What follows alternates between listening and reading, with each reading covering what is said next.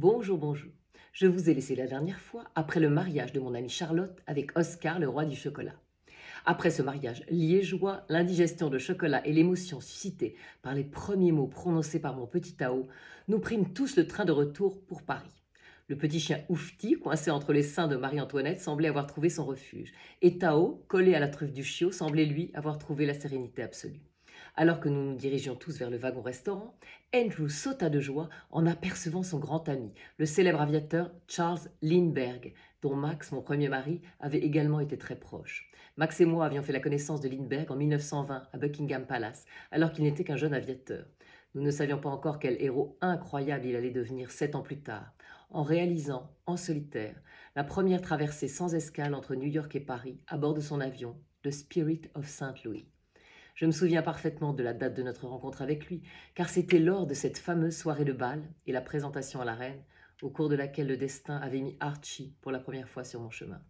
Ce souvenir me fit immédiatement monter les larmes aux yeux, à la fois pour mon cher Max, que j'avais tant aimé, malgré ce coup de foudre surnaturel entre Archie et moi, et aussi pour le gâchis dans ma relation avec ce dernier. Mais je me contins devant Lindbergh, qui lui avait parcouru tant de chemin depuis ce jour. En effet, après sa traversée de 1927, il était devenu une légende vivante que le public adulait. Toutefois, il était resté très simple et semblait sincèrement très heureux de nous retrouver. Il en profita pour dire à maman que sa beauté n'avait fait que s'accroître depuis Londres. Ce compliment que ma mère accepta avec un adorable éclat de rire ne sembla pas vexer le moins du monde Anne, la pétillante épouse de Charles, qui tenait dans ses bras Charlie Junior, leur bambin tout rose et tout blond. Tous les trois, accompagnés d'une gouvernante, revenaient d'une visite à des cousins américains qui avaient émigré en Belgique. Anne était aussi une aviatrice chevronnée, et ils formaient un couple magnifique avec leur joli bébé. Lindbergh profitait de ce voyage en Europe pour faire un tour des constructeurs d'avions, et il fut décidé qu'il ferait étape au petit plaisir pendant quelques jours avant de repartir pour l'Amérique, car Andrew et lui en profiteraient pour s'échanger des informations sur les dernières nouveautés techniques dans l'aéronautique. Anne s'extasia sur mes 5 enfants, et nous nous amusâmes beaucoup de voir ma petite dernière Kala, ma princesse hawaïenne, âgée de 8 mois, jouer avec son fils Charles Junior, lui-même âgé de 7 mois, qui semblait fasciné par ses yeux dorés. Anne ne savait pas que j'avais perdu Max dans un accident d'avion et je me gardais bien de lui en parler lorsqu'elle me confia ses craintes vis-à-vis de son mari. Même en étant elle-même une formidable pilote, elle savait que Charles prenait beaucoup de risques en tentant de nouveaux exploits. Et en regardant son fils, elle me dit qu'elle espérait qu'il serait banquier ou médecin, mais en tout cas pas pilote, car elle ne supporterait pas tant d'angoisse. La célébrité de Lindbergh était telle à l'époque que les gens se ruaient sur lui pour le toucher et approcher sa femme et son fils. Il était obligé de jouer des coudes pour les protéger, et même s'il était flatté, car je savais que l'ambition et la rage de gagner lui avaient permis de réaliser ces exploits incroyables, il était tout de même très soucieux de préserver les siens, et en particulier son petit garçon dont il était fou. Il le prenait d'ailleurs toujours des bras de la nourrice lorsque la foule les entourait, car sa grande hantise était que cette dernière le laisse tomber. Lorsque nous arrivâmes dans le wagon-restaurant et que les gens reconnurent Lindbergh, ce fut l'émeute. Et heureusement qu'Andrew et 2 contrôleurs parvinrent à maintenir la foule à distance de notre table, sinon nous aurions été écrasés par tous ces gens qui voulaient approcher l'aigle solitaire, comme était surnommé Charles depuis sa traversée de l'Atlantique. Andrew et lui encadraient Anne et Charlie Junior pour les protéger, et le déjeuner fut expédié en un temps record afin que nous puissions regagner nos compartiments et nous y enfermer pour le reste du voyage. Nous avions pris la famille Lindbergh avec nous, car face à mes 5 enfants, en plus du petit Charlie, les gens n'osaient tout de même pas forcer les portes. Mais le répit fut de courte durée, car dès notre arrivée à Paris, le même cirque recommença à la gare, mais cette fois-ci avec des centaines de personnes en plus, et l'angoisse qu'il arrive quelque chose à son fils ou sa femme se lisait sur le visage de Lindbergh. La rançon de la gloire est une chose qu'on ne mesure pas avant de l'avoir vécue. Fort heureusement, Attila et Jeffrey étaient venus nous attendre avec 2 grosses voitures et nous allions essayer de soustraire les Lindbergh aux griffes de la foule pour les emmener vers les terres plus tranquilles de Normandie. Mike était également à la sortie du train car il ne supportait plus d'attendre une seconde de plus le retour de maman, dont il était amoureux comme au premier jour. Cette dernière avait eu le temps de glisser à Attila qu'il fallait faire en sorte de se débarrasser de tous les journalistes qui nous suivaient, que l'on appela des paparazzi bien plus tard, mais qui fournissaient aux journaux mondains, comme aux gazettes à scandale, des photographies auxquelles ils faisaient dire ce qu'ils voulaient. Maman ajouta que nous allions utiliser la technique Yvonne, et Attila fit un clin d'œil entendu. Lorsque maman parlait de la technique Yvonne, elle faisait référence à Yvonne Printemps, cette délicieuse comédienne et chanteuse que Sacha Guitry avait épousée en seconde noces une douzaine d'années auparavant. Cette femme séduisante et très talentueuse avait la cuisse aussi légère et agile que sa voix, et le grand Sacha, malgré l'esprit le plus brillant, drôle et original qui soit, semblait ne pas la contenter tout à fait dans l'intimité. Yvonne, ne voulant pas le fâcher ni subir des crises de jalousie, avait donc trouvé un moyen simple et efficace de retrouver ses amants. Elle disait à Sacha qu'elle allait faire des emplettes dans les grands magasins du boulevard Haussmann et demandait au chauffeur de l'arrêter devant les galeries Lafayette et de l'attendre 2 heures. Ah oui, une garde-robe complète, ça prend du temps. La dame entrait dans le magasin, en ressortait par la porte arrière et allait retrouver celui qui lui offrait le grand frisson pendant 2 heures, avant de ressortir par l'entrée principale du magasin, les mains vides en disant que vraiment cette saison, la mode est d'un triste, pouf, il n'y avait rien d'intéressant. Le mariage d'Yvonne et Sacha ne résista tout de même pas à cette frénésie de course, et en 1932, mademoiselle Printemps quitta M. Guitry pour un jeune acteur que ce dernier lui avait d'ailleurs présenté et qui se nommait Pierre Freinet. Mais revenons à nos moutons, ou plus exactement à notre aviateur star et sa famille, que nous devions arracher aux griffes des journalistes pour les emmener au petit plaisir. Attila et Jeffrey appliquèrent à la lettre la technique Yvonne. Le premier, en déposant Lindbergh, Anne et Junior devant l'entrée officielle du ministère de l'Air, boulevard Victor, et le second en les récupérant 5 minutes plus tard devant une sortie discrète. Nous étions déjà arrivés au petit plaisir 2 heures plus tard, alors que les journalistes faisaient toujours le pied gru devant le ministère. Merci Yvonne. Ce fut un plaisir d'avoir les Lindbergh à la maison pendant une semaine. Ma petite Cala et Charlie Junior ne se quittaient pas, semblant s'adorer, et de mon côté je m'étais trouvé une délicieuse amie en la personne d'Anne, la femme de Charles. Cette américaine tonique et délurée était un tourbillon de fraîcheur et nous passions nos journées ensemble avec les enfants. Elle réussit même à me convaincre de piloter à nouveau un avion. Alors que j'y avais renoncé depuis la naissance de Flora, soit 12 ans auparavant, craignant de priver mes enfants de leur mère si un accident survenait. La mort de Max m'avait évidemment conforté dans cette idée, et même si le plaisir intense d'être dans les airs me manquait, l'angoisse avait toujours pris le dessus depuis ce jour. Mais Anne n'était pas fataliste, et cette optimiste me dit que le destin n'allait pas refaire le coup 2 fois de suite.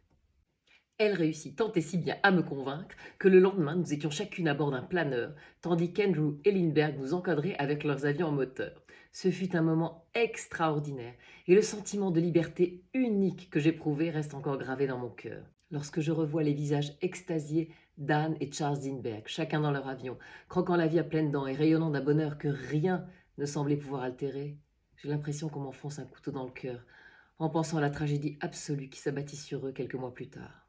Mais en cette fin février 1931, malgré la crise qui prenait de plus en plus d'ampleur et ses conséquences terribles, nous vécûmes ensemble au petit plaisir un moment d'amitié et de joie pure. La famille Lindbergh était restée plus longtemps que prévu au château et la séparation ne se fit sans larmes qu'à condition de se revoir très vite. Comme Marmaduke insistait sans cesse pour que je vienne le voir à New York avec Rocky, son fils, mais aussi avec tous les enfants et le gang des papas, il fut donc convenu que nous nous retrouverions l'année suivante en Amérique. Après le départ des Lindbergh, la vie reprit son cours, jusqu'à un beau matin de juin 31, où Iris déboula dans mon bureau, rouge pivoine d'avoir couru, mais pas seulement.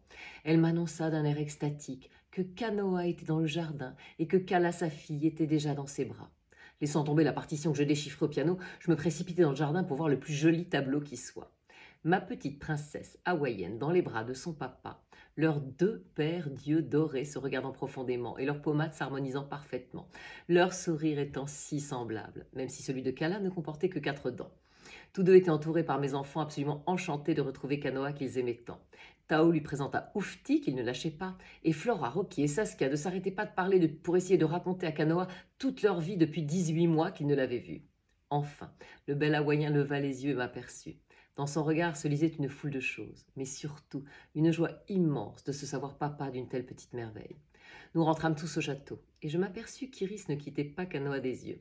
Cela me conforta dans l'idée qu'elle était amoureuse de lui depuis Biarritz et que ses sentiments ne s'étaient pas estompés.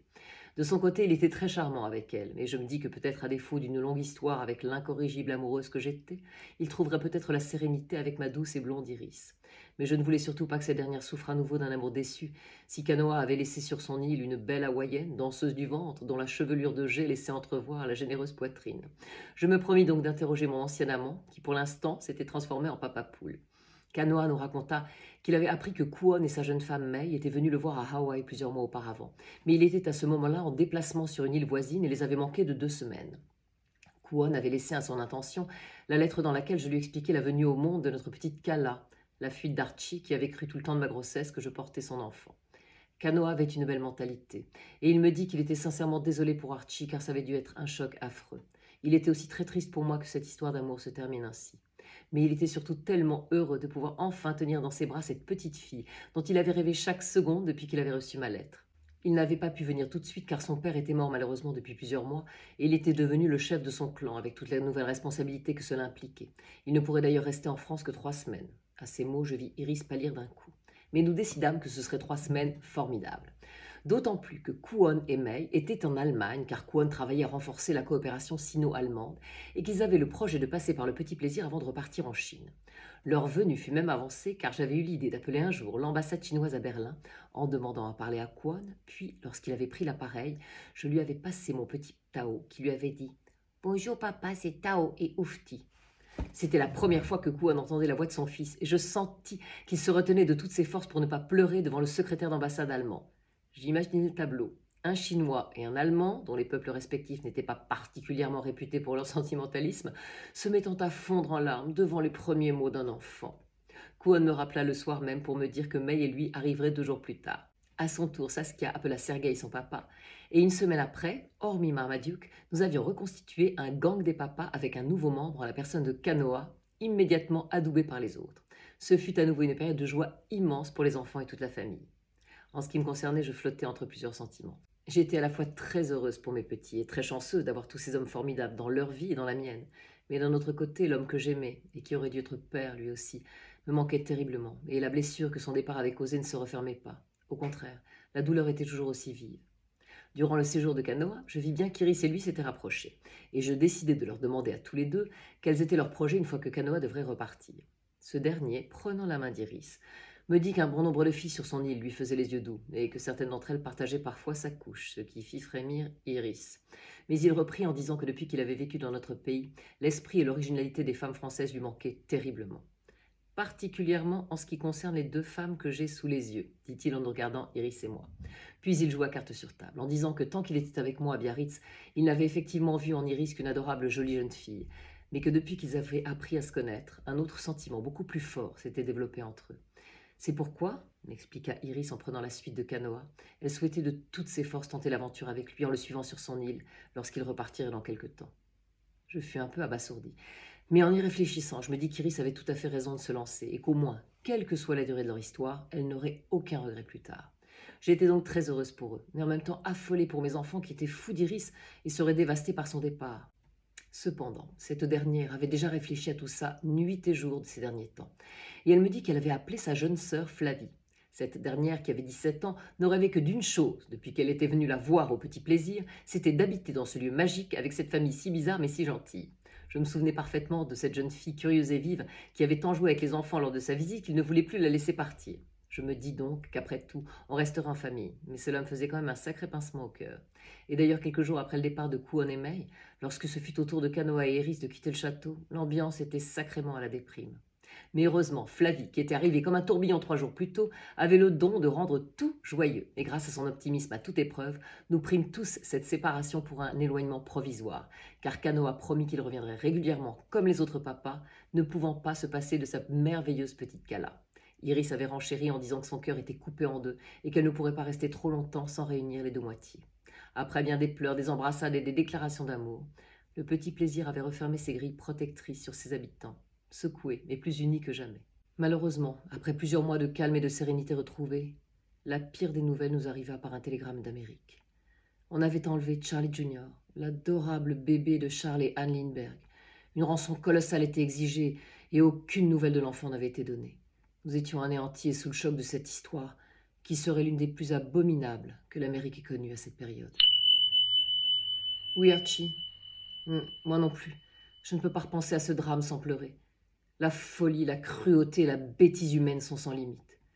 Et je vous raconterai là cette effroyable histoire la prochaine fois. Je vous dis donc à très vite pour la suite de mes aventures.